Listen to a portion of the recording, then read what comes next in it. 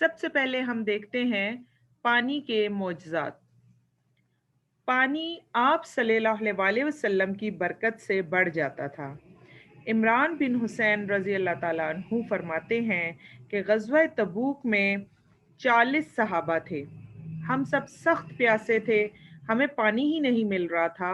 बहुत दूर इधर-उधर तलाश किया तो एक औरत मिली। उसके पास पानी के 2 मशकीज़े थे, जिसमें पानी भरा हुआ था और उस औरत ने बताया कि पानी इस जगह से 1 दिन और 1 रात की मुसाफ़ियत पर है, यानी इतनी दूर से वो पानी भरकर ला रही थी। आप सल्लल्लाहु अलैहि वसल्लम ने उसके मशकीज़ों को छुआ तो पानी उनसे बह निकला। तमाम के तमाम सहाबा इकराम ने सैर होकर पानी पिया और जितने भी मशकीज़े थे, वो भी भर लिए। उस वक़्त भी उस औरत के दोनों मशकीज़े इसी तरह भरे हुए थे कि लगता था कि अभी पानी उनसे बह पड़ेगा। उस औरत ने जब घर जाकर इस मोजज़े का ज़िक्र किया, तो इस मोजज़े को सुनकर दूर उफ़्तादा लोग भी ईमान ले आए। फिर इसी तरह सुलह हुदैबिया में जो सहाबा इकराम थे वो सब हुदैबिया के मकाम पर थे और सुलह हुदैबिया में 2 मर्तबा सहाबा इकराम ने आप सल्लल्लाहु अलैहि वसल्लम का पानी पर मोजज़ा देखा। 1500 मुसलमान आप सल्लल्लाहु अलैहि वसल्लम के साथ हुदैबिया के मकाम पर तकरीबन 1 हफ्ता रहे। एक दिन सहाबा इकराम फरमाते हैं कि पानी की इतनी कमी हो गई कि ना वुज़ू के लिए पानी था और ना ही पीने के लिए पानी था। एक कोज़ा था, उसमें भी पानी मौजूद नहीं था। आप सल्लल्लाहु अलैहि वसल्लम ने कोज़ा मंगवाया और आप सल्लल्लाहु अलैहि वसल्लम के सामने जब कोज़ा रखा गया, तो आप सल्लल्लाहु अलैहि वसल्लम ने इसमें हाथ रखा। आप सल्लल्लाहु अलैहि वसल्लम की उँगलियों से पानी फूट पड़ा और तमाम लश्कर सैराब हो गया। फिर यहीं हुदैबिया में जब हुदैबिया में ही क़याम था, तो दोबारा पानी की बहुत ज़्यादा कमी हो गई। आप सल्लल्लाहु अलैहि वसल्लम एक कुएँ पर तशरीफ़ ले गए और उस कुएँ का नाम हुदैबिया था। उस कुएँ की निस्बत से ही इस मकाम को हुदैबिया कहा जाता था। ये कुआँ बिल्कुल खुश्क था। आप सल्लल्लाहु अलैहि वसल्लम उसकी मुंडेर पर बैठ गए और पानी मंगवाकर आप सल्लल्लाहु अलैहि वसल्लम ने कुल्ली की और इस कुएँ में डाल दिया। थोड़ी देर के बाद इस कुएँ में इतना पानी आ गया कि 1500 सहाबा ने इस पानी को पिया और पानी था कि उसकी सतह मुसलसल ऊपर चलती चली आ रही थी। हत्ता के पानी कुएं की मुंडेर से बाहर बह पड़ा और आखिरी आदमी अपनी चादर लेकर भागा कि कहीं वो डूब ही ना जाए। इसके बाद पानी कुएं से बाहर बहने लगा। आप सल्लल्लाहु अलैहि वसल्लम को एक दिन हज़रत अनस रज़ी अल्लाह ताला अन्हु ने देखा कि एक मकाम पर पानी की कमी थी। आप सल्लल्लाहु अलैहि वसल्लम ने प्याला मंगवाया और इसमें उँगलियां डाल दी। तो आप सल्लल्लाहु अलैहि वसल्लम की उँगलियों से इस तरह पानी पानी फूट निकला जिस तरह फवारा निकलता है। सुभान अल्लाह। इसी तरह दूध का मोजज़ा अल्लाह के नबी सल्लल्लाहु अलैहि वसल्लम की बरक़ात दूध में भी नज़र आती थी। वो इस तरह कि आप सल्लल्लाहु अलैहि वसल्लम को ये मोजज़ा भी मिला था कि दूध में बरकत हो जाती थी। अबू हुरैरा रज़ी अल्लाह ताला अन्हु फरमाते थे कि मैं अस्हाबे सुफ़ा में से था और अब सुफ़ा और जो अस्हाबे सुफ़ा थे वो लोग थे जिनका कोई घर-बार नहीं था। ज़रिया माश भी उनका नहीं था और दूर-दूर से ये लोग इस्लाम की मोहब्बत में खिंचे चले आए। मस्जिद नबवी में एक चबूतरे पर रहते थे, जिसे सुफ़ा कहते थे। इन असहाब के खाने-पीने का कोई ख़ास ज़रिया नहीं था। आप सल्लल्लाहु अलैहि वसल्लम के पास कोई सदका वग़ैरह आता, तो आप इन सहाबा इकराम को वो सदका भेज देते थे। और अगर आप सल्लल्लाहु अलैहि वसल्लम को कोई चीज़ हदिये में दी जाती थी, तो आप सल्लल्लाहु अलैहि वसल्लम इन असहाब को भी उसमें शामिल कर लेते थे।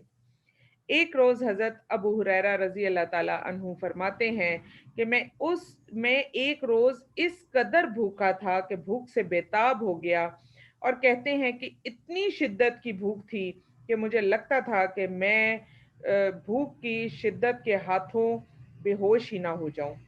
مجھے سمجھ نہیں آ رہی تھی کہ میں کیا کروں۔ آخر کار میں مجبور ہو گیا اور مسجد نبوی کے اس راستے پر بیٹھ گیا جہاں سے صحابہ اکرام کا گزر ہوتا تھا۔ تھوڑی دیر میں حضرت ابو بکر صدیق رضی اللہ تعالیٰ عنہ وہاں سے گزر رہے تھے، تو میں نے انہیں وہاں پر روک کر ایک قرآن کی آیت کا مطلب پوچھا۔ انہوں نے مجھے اس آیت کا مطلب بتا دیا اور چل پڑے۔ انہیں میرے دل کی حالت بالکل سمجھ نہ آئی۔ پھر میں نے دیکھا تو حضرت عمر فاروق رضی اللہ تعالیٰ عنہ کا گزر ہوا، تو میں نے انہیں بھی روک کے ایک آیت کا مطلب پوچھا۔ انہوں نے بھی مجھے اس ایک آیت کا مطلب بتا دیا اور چلے گئے اور میری بھوک کا حال نہ جان سکے۔ اتنے میں دیکھا تو اللہ کے نبی صلی اللہ علیہ وسلم تشریف لا رہے تھے۔ بغیر کچھ کہے مجھے دیکھتے ہی وہ میرے دل کا حال جان گئے اور مجھے کہنے لگے، ابو ہریرہ ہمارے ساتھ چلے آؤ۔ گھر پہنچ کر انہوں نے کہا کہ گھر میں کچھ کھانے کو ہے، تو ایک دودھ کا پیالہ انہیں پیش کیا گیا اور بتایا گیا کہ یہ فلاں فلاں صاحب نے آپ کے لیے ہدیہ بھیجا ہے۔ پھر آپ صلی اللہ علیہ وسلم نے فرمایا، جاؤ ابو ہریرہ سب اصحاب صفہ کو بلا لاؤ۔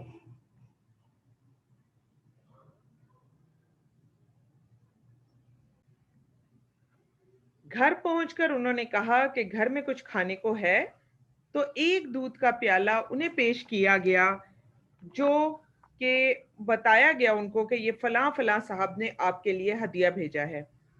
پھر آپ صلی اللہ علیہ وسلم نے فرمایا، جاؤ ابو ہریرہ سب اصحاب صفہ کو بلا لاؤ۔ حضرت ابو ہریرہ رضی اللہ تعالیٰ عنہ کہنے لگے، میں نے سوچا میں تو بھوک سے بیتاب ہوں اور یہ تو ایک پیالہ ہے، اصحاب صفہ تو بہت زیادہ ہیں، اس پیالے سے کس طرح میں سیراب ہوں گا۔ لیکن آپ صلی اللہ علیہ وسلم کا حکم نہ ٹال سکا اور سب کو بلا لایا۔ آپ صلی اللہ علیہ وسلم نے مجھے حکم دیا، ابو ہریرہ سب کو پلاؤ۔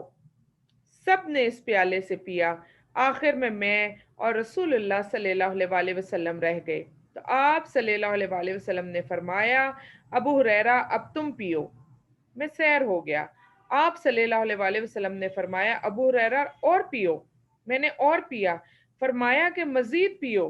میں نے اور بھی پیا، حتیٰ کہ بالکل میرا پیٹ بھر گیا اور میں نے دیکھا کہ پیالے میں دودھ جوں کا توں پڑا ہوا تھا۔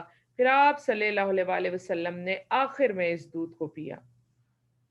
اسی طرح ایک اور بہت ہی خوبصورت واقعہ ہمیں ملتا ہے ہجرت کے سفر میں۔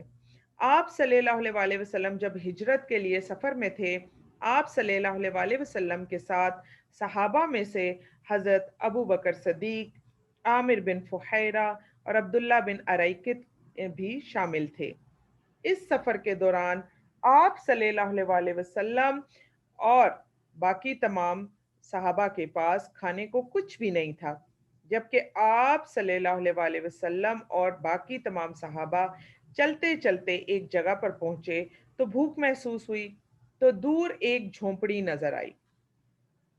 اس خیمے میں گئے تو ایک عمر رسیدہ عورت کو بیٹھے دیکھا جس کا نام معبد تھا۔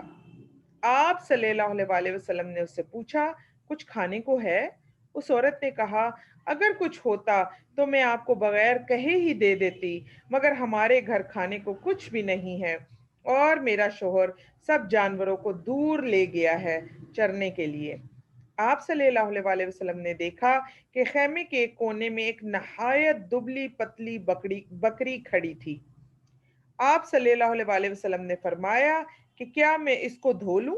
اس عورت نے کہا، اگر آپ کو اس میں دودھ نظر آتا ہے تو ضرور دھو لیں۔ آپ صلی اللہ علیہ وسلم نے بسم اللہ کہہ کر اس بکری کو دھونا شروع کیا۔ آپ صلی اللہ علیہ وسلم نے معبد سے ایک بڑا برتن منگوایا اور وہ کہتی ہیں کہ میرے دیکھتے ہی دیکھتے اس کمزور سی بکری نے اتنا دودھ دیا کہ میرے گھر کا سب سے بڑا برتن بھر گیا۔ آپ صلی اللہ علیہ وسلم نے اپنے سارے ساتھیوں کو دودھ پلایا۔ پھر آپ صلی اللہ علیہ وسلم نے دوبارہ اس کو دوہا تو وہ پھر برتن بھر گیا۔ آپ صلی اللہ علیہ وسلم نے پھر سب کو دودھ پلایا۔ اس کے بعد تیسری مرتبہ دودھ دوہا اور وہ برتن بھر کر مجھے اور میرے گھر والوں کے لیے دے کر چلے گئے۔ کہتی ہیں کہ جب آپ صلی اللہ علیہ وسلم اور ان کے ساتھی واپس چلے گئے تو میرے شوہر گھر آئے، دودھ سے بھرا ہوا برتن دیکھا، حیران ہوئے۔ جب میں نے سارا واقعہ سنایا تو وہ سب مان گئے کہ یہ معجزہ ضرور کسی نبی کا ہی ہو سکتا ہے، اور بعد میں یہ خاندان بھی مسلمان ہو گیا تھا۔ اسی طرح آپ صلی اللہ علیہ وسلم اگر کھانے پر دعا پڑھ لیتے تھے تو کھانے میں بھی برکت ہو جاتی تھی۔ جنگ خندق کا واقعہ ہے کہ صحابہ اکرام فرماتے ہیں ہم بھوک سے نڈھال ہو گئے، ساتھ ساتھ خندق کی کھدائی بھی جاری تھی، حتیٰ کہ آپ صلی اللہ علیہ وسلم اور صحابہ اکرام نے اپنے پیٹ پر پتھر باندھے ہوئے تھے۔ ایسے میں حضرت انس رضی اللہ تعالیٰ عنہ آپ صلی اللہ علیہ وسلم کی حالت دیکھ کر برداشت نہ کر سکے اور اپنے والد کے پاس گئے اور سارا واقعہ بتایا تو ان کے والد ابو طلحہ رضی اللہ تعالیٰ عنہ نے کچھ محنت مزدوری کر کے آدھا سیر جو خرید کر لے کر آئے اور وہ جو اپنی بیوی کو دے دیے، اور انہوں نے جو کو پیس کر روٹی پکائی اور آپ صلی اللہ علیہ وسلم کو پیغام بھیجا کہ تشریف لائیں۔ حضرت انس رضی اللہ تعالیٰ عنہ جب آپ صلی اللہ علیہ وسلم کے پاس پہنچے تو صحابہ اکرام بھی آپ صلی اللہ علیہ وسلم کے ساتھ تھے۔ تو آپ صلی اللہ علیہ وسلم نے حضرت انس کو دیکھتے ہی کہا تمہیں ابو طلحہ نے بھیجا ہے؟ حضرت انس نے فرمایا جی۔ تو آپ صلی اللہ علیہ وسلم نے فرمایا کھانے کے لیے؟ تو حضرت انس نے فرمایا جی۔ تو آپ صلی اللہ علیہ وسلم نے سب صحابہ کو کہا چلو ابو طلحہ کے گھر سب چلتے ہیں۔ حضرت انس نے یہ دیکھا تو پریشان ہو گئے، جلدی سے اپنے والدین کو اطلاع دی تو ان کی والدہ ام سلیم رضی اللہ تعالیٰ عنہا بولی کہ اللہ اور اس کے رسول بہتر جانتے ہیں، جو ہے بس وہی ہے، انہیں خوب پتا ہے کہ آپ صلی اللہ علیہ وسلم تشریف لائیں گے اور جانتے ہیں وہ کہ ان کے گھر میں کیا موجود ہے۔ اب جو ہی آپ صلی اللہ علیہ وسلم تشریف لائے تو ابو طلحہ نے آگے بڑھ کر نبی صلی اللہ علیہ وسلم کو بتایا کہ بس یہی کھانا ہے۔ آپ صلی اللہ علیہ وسلم نے فرمایا گھی کی کپی لے آؤ۔ آپ صلی اللہ علیہ وسلم نے اس کپی میں سے 3-4 قطرے گھی نکالا، جو روٹی پکی ہوئی تھی اس پر لگایا تو وہ روٹی پھولنے لگی، حتیٰ کہ وہ اس برتن سے اونچی ہو گئی۔ اس کے بعد نبی پاک صلی اللہ علیہ وسلم نے تمام صحابہ کو گھر کے مردان خانے میں بلایا اور روٹی ان کے سامنے رکھ دی اور فرمایا اللہ کے نام سے شروع کرتا ہوں اور اے اللہ اس میں بہت بڑی برکت دے دے۔ اس روٹی میں اتنی برکت ہوئی کہ 10-10 کر کے صحابہ اکرام آتے، اس روٹی میں سے کھاتے جاتے، سیر ہو کر اٹھتے۔ 80 لوگوں نے اس دن اس روٹی سے خوب پیٹ بھر کر کھایا، سب کا پیٹ بھر گیا۔ حضرت جابر رضی اللہ تعالیٰ عنہ فرماتے ہیں کہ ان کے والد غزوہ احد میں شہید ہو گئے۔ ایک اور خوبصورت واقعہ حضرت جابر سے کہ وہ فرماتے ہیں کہ ان کے والد غزوہ احد میں شہید ہو گئے اور بہت بڑا قرضہ ان کے لیے چھوڑ کر چلے گئے۔ جب کھجور کی فصل تیار ہوئی تو میں نے آپ صلی اللہ علیہ وسلم کو کہا کہ آپ صلی اللہ علیہ وسلم میرے ساتھ چلیں تاکہ جو میرے قرض خواہ ہیں آپ کو دیکھ کر میرے ساتھ تھوڑی سی نرمی کا معاملہ کر لیں۔ آپ صلی اللہ علیہ وسلم نے فرمایا تم چلو اور ہر طرح کی کھجوروں کی ڈھیریاں الگ الگ لگا دو۔ میں نے حکم کی تعمیل کی۔ آپ صلی اللہ علیہ وسلم تشریف لائے۔ آپ صلی اللہ علیہ وسلم نے بڑے ڈھیر کو 3 مرتبہ گھوم کر دیکھا اور پھر وہیں پر بیٹھ گئے۔ پھر فرمایا جابر جاؤ اور قرض خواہوں کو بلا لاؤ۔ میں سب کو بلا لایا۔ آپ صلی اللہ علیہ وسلم نے خود सबको नाप नाप कर खजूरें देना शुरू कर दी। यहाँ तक कि जितने भी कर्जदार थे उनको उनके हक के मुताबिक खजूरें मिल गई। और मैंने वो ढेर देखा तो वो ढेर तो जूं का तू नजर आ रहा था। ऐसा लगता था कि एक दाना भी उसमें से कम नहीं हुआ। हालांकि मैं इतने पर भी राजी था कि सारी जो पैदावार है वो कर्ज खा ले जाएं और मुझे घर ले जाने को कुछ भी ना बचे। आप सल्लल्लाहु अलैहि वसल्लम ने जब सब कर्ज ख्वाहों को खजूरें दे दी तो वहां पर एक यहूदी भी आ गया। अब उसका जो कर्ज था वो 30 वसक से भी ज्यादा था। आप सल्लल्लाहु अलैहि वसल्लम ने फरमाया, जो ढेरियां बाकी हैं वो तुम ले लो। मगर उसने इनकार कर दिया। उसने कहा, मैं तो नाप के अपना हिस्सा लूंगा।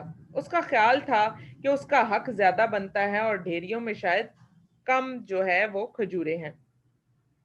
चुनांचे आप सल्लल्लाहु अलैहि वसल्लम ने एक मर्तबा फिर उन ढेरों में से गुजरे। एक मर्तबा फिर आप सल्लल्लाहु अलैहि वसल्लम जब उन ढेरों में से गुजरे तो फिर हुक्म दिया कि यहूदी को नाप कर दे दो। फिर जब 30 वसक पूरे हो गए तो 17 वसक अभी भी बाकी रह गए थे, यानी एक और बहुत बड़ा खजूरों का ढेर जो था वो अभी बाकी रह गया। उसको दे भी दिया फिर भी बाकी रह गया। हजरत उमर रजी अल्लाह ताला अन्हु ने फरमाया कि जब हजरत मोहम्मद सल्लल्लाहु अलैहि वसल्लम ढेरों में से गुजर रहे थे तो मैं तब ही समझ गया था कि अल्लाह ताला इनमें बरकत डाल देगा। फिर इसी तरह एक और सही मुस्लिम की रवायत जो है वो हमारे सामने आती है और वो है उम्मे मालिक के लिए कि उम्मे मालिक के घर में एक कुप्पी थी घी की। एक घी की कुप्पी थी और वो आप सल्लल्लाहु अलैहि वसल्लम के लिए इसमें से घी निकाल निकाल कर हदिये के तौर पर भेजा करती थी। और उनके बच्चों को जब कभी भी भूख लगती थी तो सालन अगर नहीं होता था तो वो इसी कुप्पी से घी निकाल कर उनको भी खाने को दे देती थी। और इसमें से घी खत्म नहीं होता था, हत्ता कि एक दिन उन्होंने इस कुप्पी को निचोड़ लिया और इसके बाद फिर इसमें से कभी भी घी नहीं निकला। आप सल्लल्लाहु अलैहि वसल्लम ने फरमाया, अगर तुम इस कुप्पी को ना निचोड़ती तो इसमें से हमेशा इसी तरह घी निकलता रहता और ये सिलसिला जारी रहता। फिर इसी तरह एक और हमारे सामने मौजज़ा आता है, वो है हजरत खबाब रजी अल्लाह ताला अन्हु की बेटी। वो कहती हैं कि एक दफा मेरे वालिद जो थे वो जहाद पर गए। आप सल्लल्लाहु अलैहि वसल्लम हमारे घर आए और एक बकरी थी। आप सल्लल्लाहु अलैहि वसल्लम उसका दूध धो देते और घर का सबसे बड़ा बर्तन दूध से भर जाता। और जब मेरे वालिद वापस आए तो उन्होंने दूध दोहा तो वो इतना ही था जितना के पहले निकलता था। यानी नबी पाक सल्लल्लाहु अलैहि वसल्लम की ऐसी बरकत थी, उनके हाथ की इस तरह की बरकत थी कि दूध कई गुना ज्यादा बढ़ जाता था। फिर इसी तरह एक और वाकया भी हमारे सामने आता है कि जिसमें हजरत अब्दुल रहमान जो हजरत अबू बकर सदीक रजी अल्लाह ताला अन्हु के बेटे हैं, वो फरमाते हैं कि एक सफर में हम आप सल्लल्लाहु अलैहि वसल्लम के साथ 30 अफराद थे। एक जगह पर रुके तो आप सल्लल्लाहु अलैहि वसल्लम ने पूछा, किसी के पास कुछ खाने को है? एक सहाबी के पास सिर्फ 2 सेर आटा था। नबी पाक सल्लल्लाहु अलैहि वसल्लम ने फरमाया कि इसको गूंद लो। वो आटा गूंद लिया गया। इतने में एक शख्स रेवड़ लेकर आ गया तो उससे एक बकरी भी खरीद ली गई। बकरी की कलेजी को आप सल्लल्लाहु अलैहि वसल्लम ने खुद भूना और आम लोगों में भी तकसीम की गई। यहाँ पर आप और मैं खुद सोचे कि बकरी की कलेजी कितनी होती है। और अभी बताया गया कि 130 अफराद थे उस जगह पर। तो आप सल्लल्लाहु अलैहि वसल्लम ने खुद बकरी की कलेजी भूनी और आम लोगों में भी तकसीम की। एक कलेजी 130 अफराद में। और देखा तो वही कलेजी जिन 2 बर्तनों में डाली थी उतनी की उतनी ही उन बर्तनों में थी। और कहा कि हम खाते जाते थे और वो फिर भी खत्म ना होती थी। आखिरकार हमने उस कलेजी को उठाया और अपने ऊँटों के साथ बांध लिया کہ بعد میں ہم مزید بھی کھائیں گے۔ اسی طرح آپ صلی اللہ علیہ وسلم کا اثر نباتات پر بھی ہوتا تھا۔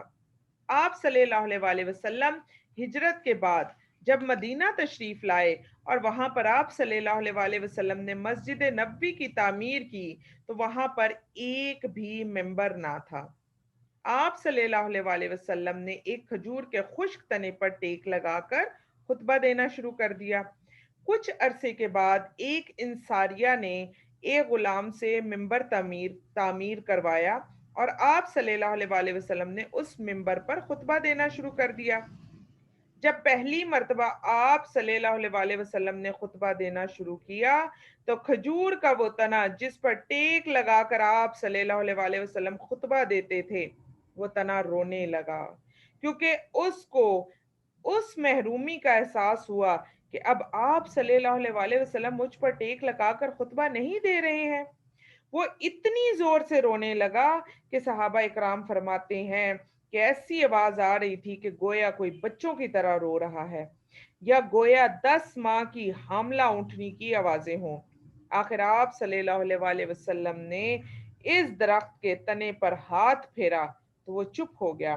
پھر آپ صلی اللہ علیہ وسلم نے اسے زمین میں دفن کروا دیا، اس لیے کیونکہ اس میں انسانی اوصاف آ گئے تھے، رونے کی آواز سب نے سن لی تھی، اور آپ صلی اللہ علیہ وسلم نے اس کو دفن کروایا، اور یہ ایک اور بہت بڑا معجزہ تھا آپ صلی اللہ علیہ وسلم کا۔ اسی طرح ہم دیکھتے ہیں کہ آپ صلی اللہ علیہ وسلم کا اثر حیوانات پر بھی ہوتا تھا۔ آپ صلی اللہ علیہ وسلم کے بارے میں حضرت جابر رضی اللہ تعالیٰ عنہ فرماتے ہیں کہ ایک غزوے میں نبی پاک صلی اللہ علیہ وسلم کے ساتھ تھا۔ میرا اونٹ پیچھے رہ گیا اور وہ چلتا ہی نہیں تھا۔ آپ صلی اللہ علیہ وسلم کو میں نے بتایا تو آپ صلی اللہ علیہ وسلم نے اس اونٹ کو ڈانٹا اور دعا بھی دی تو وہ اونٹ سب سے آگے چلنے لگا۔ پھر آپ صلی اللہ علیہ وسلم نے مجھ سے پوچھا تو میں نے کہا وہ تو آپ صلی اللہ علیہ وسلم کی برکت سے بہت تیز ہو گیا ہے۔ اسی طرح ایک اور غزوے میں ایک شخص تھا، وہ فرماتا ہے کہ میری ایک بہت ہی کمزور سی گھوڑی تھی اور میں آپ صلی اللہ علیہ وسلم کے ساتھ سفر میں تھا۔ میری گھوڑی بار بار پیچھے رہ جاتی تھی۔